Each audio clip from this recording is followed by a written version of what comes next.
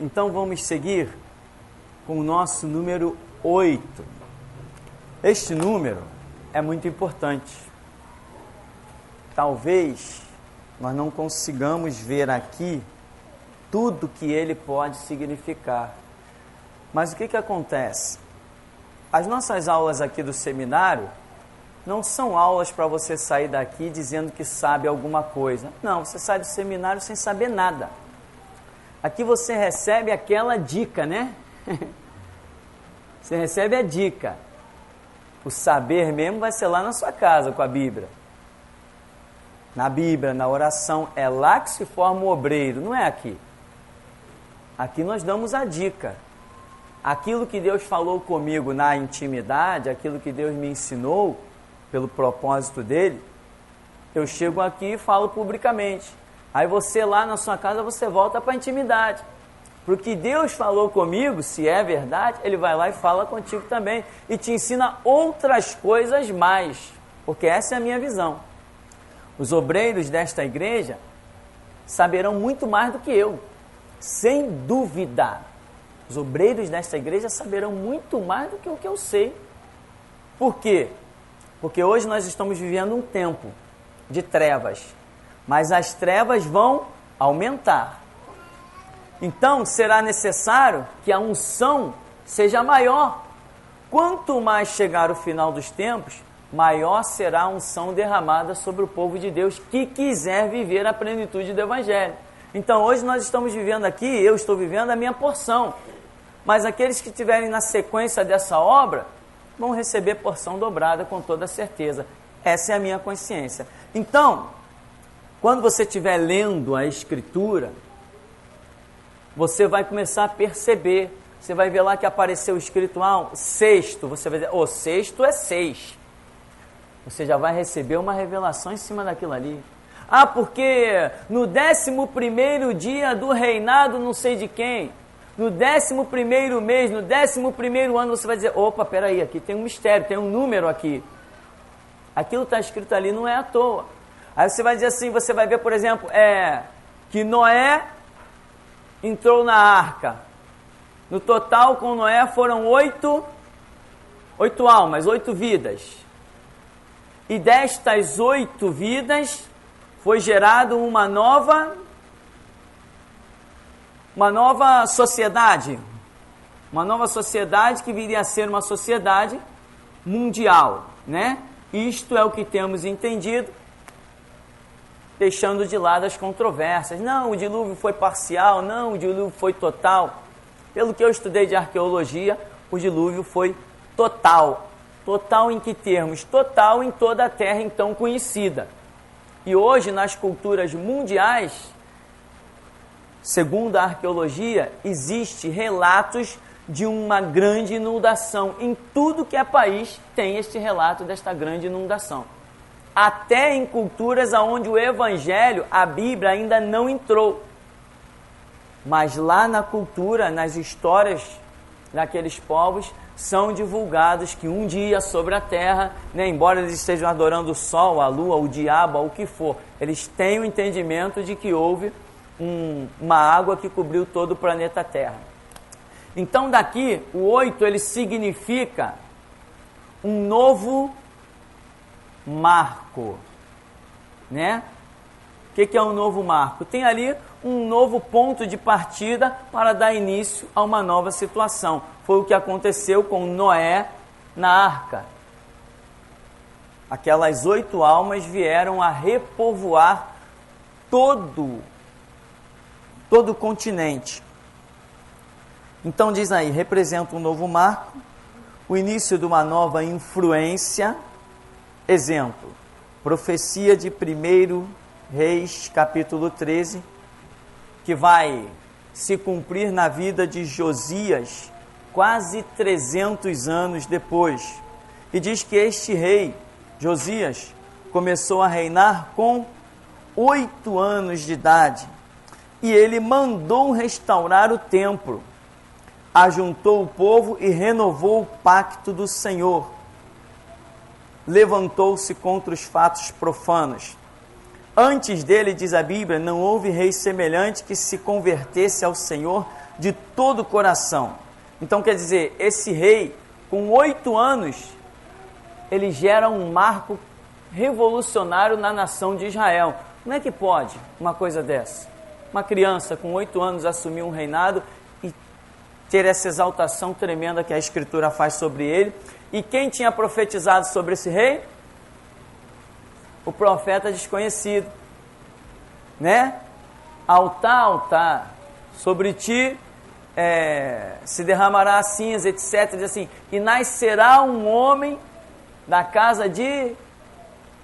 Fala o nome... Da casa de Davi, cujo nome será Josias. E aí ele conta toda a história que aquele rei, dos fatos que aquele rei ia fazer. E 300 anos depois, mais ou menos 300 anos depois, aquela profecia se cumpre. E o homem realmente vem, com 8 anos de idade, assume o poder e faz... 8 anos de idade? Dá para imaginar uma coisa dessa? Então veja que ele gerou um novo marco. Diz aqui que Davi foi o 8º filho de Jessé. Lá em 1 Samuel 16, né? E é considerado o precursor do próprio Messias. Com Noé foram salvos 8 almas, das quais reiniciou a raça humana. Há um detalhe que você talvez, se você é um leitor minucioso da Escritura, você vai ler uma parte da Escritura que eu não tenho ela no momento, em que vai parecer que Davi não é o 8º filho de Jessé. Vai parecer que ele é o 9º ou é o 7º, uma coisa assim. Mas não vai parecer que ele é o 8º. Quando você se deparar com esta passagem bíblica, que eu não tenho ela aqui anotada, nem registrada nas minhas memórias, observe com carinho o texto, porque você vai descobrir que Davi foi o 8º filho de Jessé, sim. Mas alguns já escreveram coisas, já montaram livros, já montaram estudos, em que não colocam Davi como o 8º filho de Jessé, porque interpretaram mal esse texto. A semelhança de tantos outros textos na Escritura, que se você tiver pressa sobre ele, você não chega a nenhuma conclusão. Davi foi o 8º filho de Jessé. E Davi não foi um marco na história de Israel? Foi um grande e tremendo marco na história de Israel. Então, o 8 representa isso. Lá as profecias sobre o anticristo, né? Quem tem a memória mais avivada, me ajuda.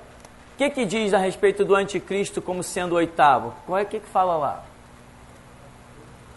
O 8º rei, né? Fala de um 8º rei. Esse 8º rei que está falando ali em Daniel, né?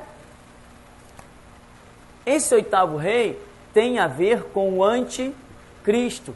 O 8 é um novo marco, ele trará um novo marco sobre toda a história da humanidade.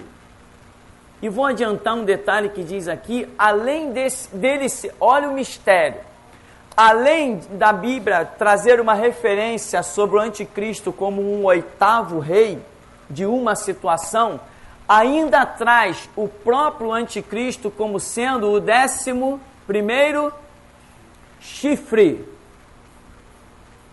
Essa perfeição da Bíblia me deixa arrepiado.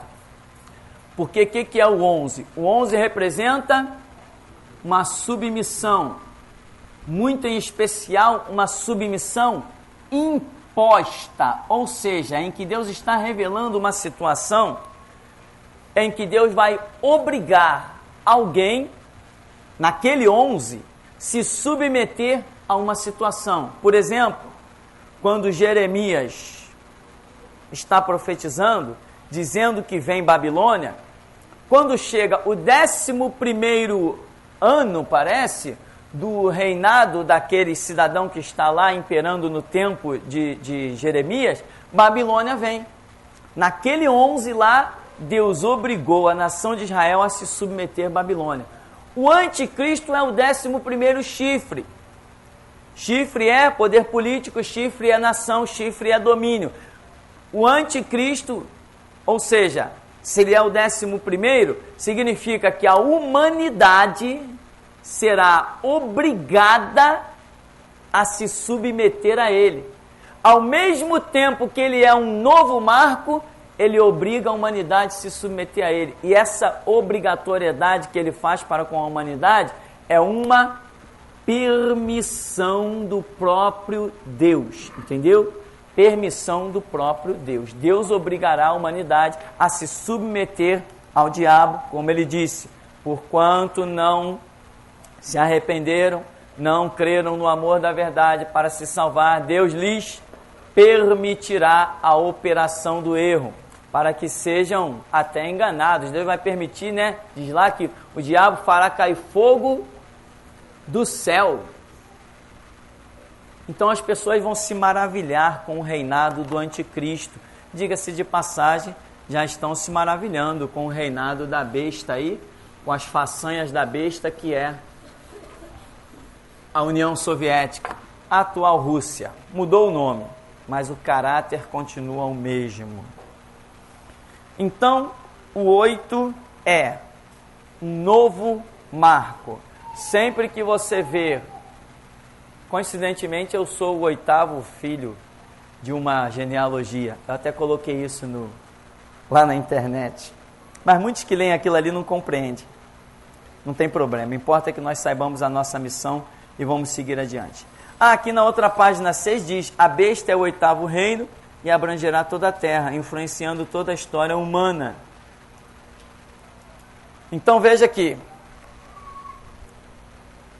o 8º representa um novo marco.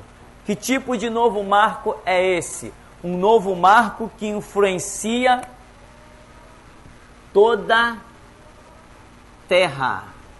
Ele abrange uma parte imensa do planeta. É isto que significa o 8. Então, quando você estiver lendo a Escritura, que observar alguma coisa sendo mencionada, tipo o 8º, né? O 8, coisas dessa natureza, né? Você vê que na criação, ela é encerrada em qual dia? A criação é encerrada no 7º dia, não é isso? Por que a criação é encerrada no 7º dia? Existe aqui um mistério, não vamos falar tão detalhadamente, vamos apenas dar uma dica, porque até aqui o projeto é em que Deus esteja reinando sobre os homens. Todo o projeto da criação era esse, Deus reinar sobre os homens. Mas depois, os homens começam a extrapolar toda a situação, e aí começa Deus traçar outros planos, através da vida de homens mesmo, já que os homens rejeitam Deus como Senhor absoluto, como governante máximo, Deus começa a levantar homens para reinar sobre homens. Como ele diz, conhecerão como é que é? A diferença da minha servidão para a servidão do mundo. Ele menciona isso, parece lá em Reis. Então, daqui para frente, quando sai dessa era de perfeição, você vê entrar vários outros números que vão ter a ver com o reinado, com o movimento sobre a terra. É o 8 e principalmente o 10. Nós não vamos falar do 10 agora, nós vamos primeiro falar do 9, que é rapidinho aqui. O 9 pode representar o cumprimento de uma promessa ou aliança, né? Diz que Jesus expirou na hora 9. Diz que Abraão teve filhos com 99 anos e Sara tinha 90 anos. A mulher aguarda 9 meses para dar à luz. Então veja bem que o que temos aí?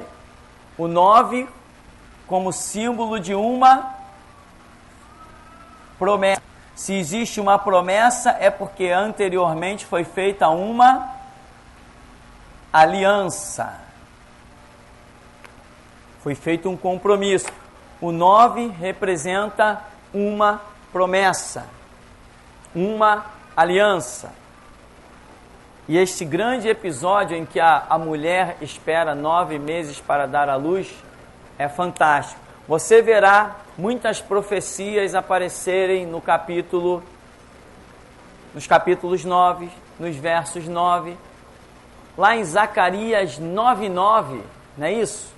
Diz que: eis aí vem o teu rei, simples, humilde, montado num jumentinho. Quer dizer, Zacarias 9:9, a profecia sobre o Messias. É coincidência demais, não é? Você vê que no capítulo 9 de Isaías, diz que o seu nome será maravilhoso, conselheiro, Deus forte, Pai da eternidade, príncipe da paz, não é isso? Uma profecia sobre o Messias, uma promessa antiga, desde Gênesis, vem demonstrando lá no capítulo 9 de Isaías a situação do cumprimento daquela promessa. E assim também, quando Deus fala conosco de muitas maneiras, Ele usa o 9. Quer dizer, se nós temos conhecimento, Ele usa os seus códigos. Se não temos esse conhecimento e Ele quer falar, Ele usa outras situações, às vezes fala só por palavras. Sonhos contendo 9, sonhos de pessoas grávidas. A gravidez, ela significa promessa. Lá em Jesus diz assim: ai das grávidas e das que amamentarem naqueles dias. Opa, então Jesus está trazendo uma situação, ai das grávidas e das que amamentarem, mas Ele está especificando um tempo em que Ele está contando uma história. Ele está falando naqueles dias, ou seja, naqueles dias, dentro de uma outra dispensação que virá, a gravidez já não vai significar bênção, promessa, vai significar maldição. Então, mudou uma dispensação, mudou o significado das coisas. E aqui ele está dizendo: ai das grávidas, das que amamentarem naqueles dias. Quem são as grávidas? As grávidas são judeus, que tiveram uma promessa, mas nunca deram à luz. E das que amamentam? Amamentam são as igrejas, ou seja, os crentes, porque se amamentam, já deram à luz. Mas se amamentam, ainda estão cuidando de criança, ainda estão vivendo uma situação que ainda não é uma independência. Está representando que aqui ainda não há uma independência, ainda está amamentando. Ou seja, ainda não atingiu a maturidade, ainda não está caminhando com os próprios pés, ainda não rompeu de vez. Então, naqueles dias, as simbologias sofrerão mudança, semelhante ao reinado do anticristo, que o branco deixa de ser a paz e passa a ser a falsa paz. No 10, então,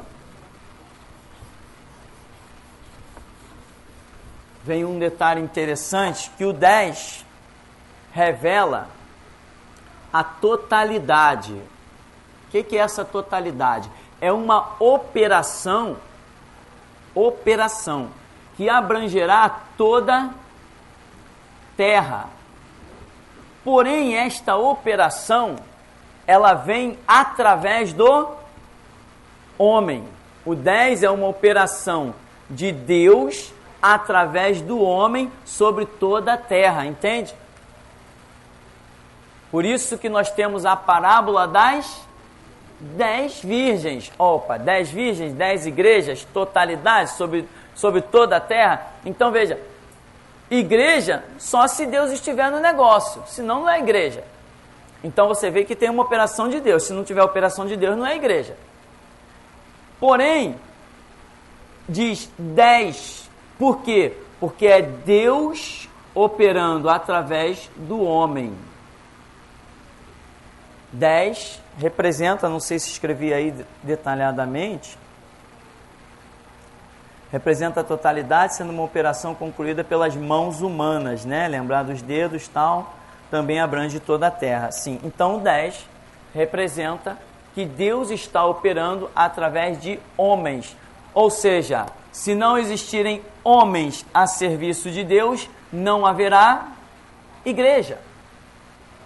Porque Deus determinou a operação que acontece hoje através da igreja, através da vida de cristãos, cura de enfermos, expulsar demônios, denunciar falsos mestres, essas obras todas que a Escritura revela que o Espírito Santo tem movido, significa que homens estão sujeitos a Deus e Ele está operando. O 10 revela isso.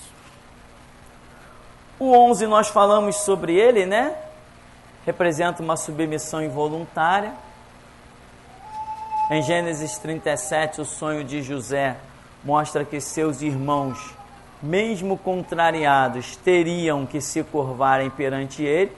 Foi mostrado 11 estrelas e Benjamim ainda não tinha nascido. Depois tem os fatos envolvendo os reinos lá.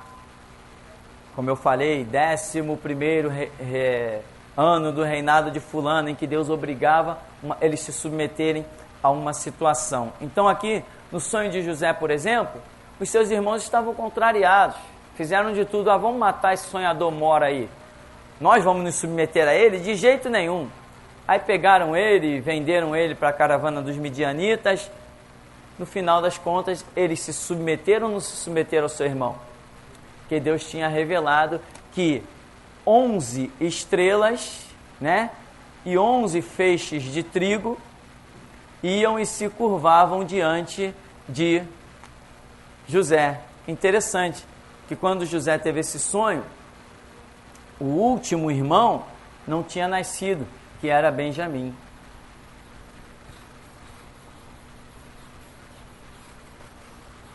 E eles mesmos tiveram a interpretação, né? Que isso, porventura nós nos curvaremos a ti? E ele sonhou que o sol e a lua também se curvavam diante dele. Aí, o pai, né? Que sonho doido é esse que você está sonhando, rapaz? Porventura eu e tua mãe viremos a nos encurvar diante de ti?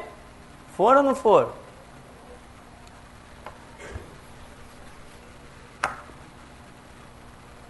Então, o 11 representa essa submissão involuntária.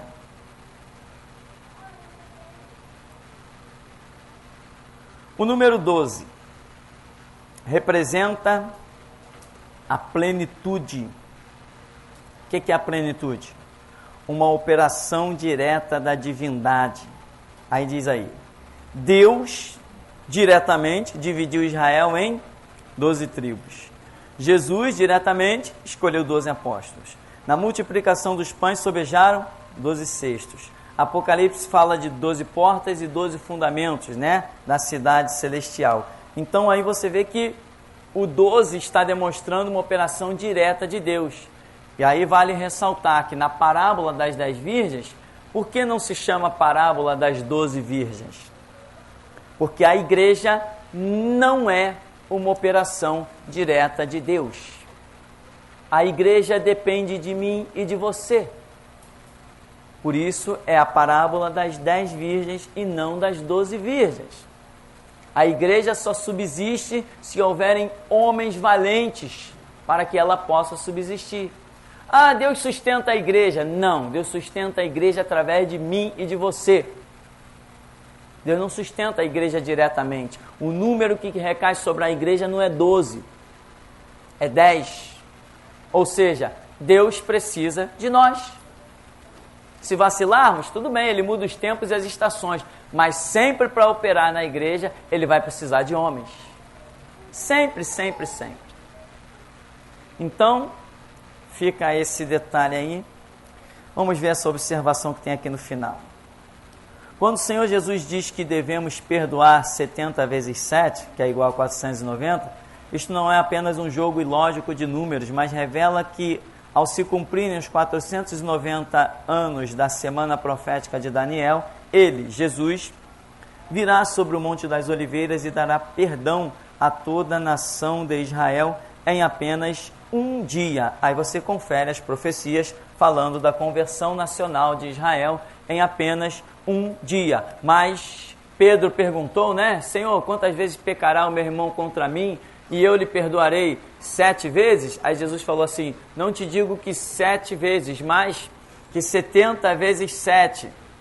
E isso dá 490, em que nós já vimos que os anos proféticos da volta de Jesus sobre o Monte das Oliveiras será de 490 anos, em que hoje está faltando apenas 7 anos. Nós estamos vivendo um período que interrompeu a contagem desse tempo, chama período da graça, e agora vem a restauração. A graça está seguindo, mas temos o tempo da restauração, que é bem curto, em que brevemente Deus volta a tratar com a nação de Israel. Para dar início, né, aqui nós temos 483 anos já cumpridos, com mais esses 7, que será o tempo do reinado do anticristo, cumprir-se-á o tempo de Jesus pisar no Monte das Oliveiras. Então Jesus já estava deixando aí uma profecia para os profundos estudiosos a respeito do seu retorno. Há muito mistério na Escritura, mas você vê que Deus vai revelando à medida que a gente se dedica, se empenha, quer pagar o preço. Se não pagar o preço, não compra nada, né, irmão? Então, 490 anos, 483 anos da profecia já estão cumpridos. Quando o anticristo assumir o poder, e nós estamos esperando isso para qualquer momento, para algumas décadas mais para frente, Jesus vem neste século 21, e neste século 21 ele pisará no Monte das Oliveiras. Quando o anticristo assumir o poder, será contado aí mais 7 anos. Desses 7 anos, Jesus pisa no Monte das Oliveiras, pondo fim à guerra do Armagedon, que será uma guerra quem contra quem? O mundo contra Israel, né? E aí você vai examinar o livro de Jó e você vai ver por quê, que é uma missão para casa. Descubra por que Jó tipifica Israel no tempo da grande tribulação. Tente anotar isso no papel detalhadamente, vai acrescentar muito ao seu conhecimento.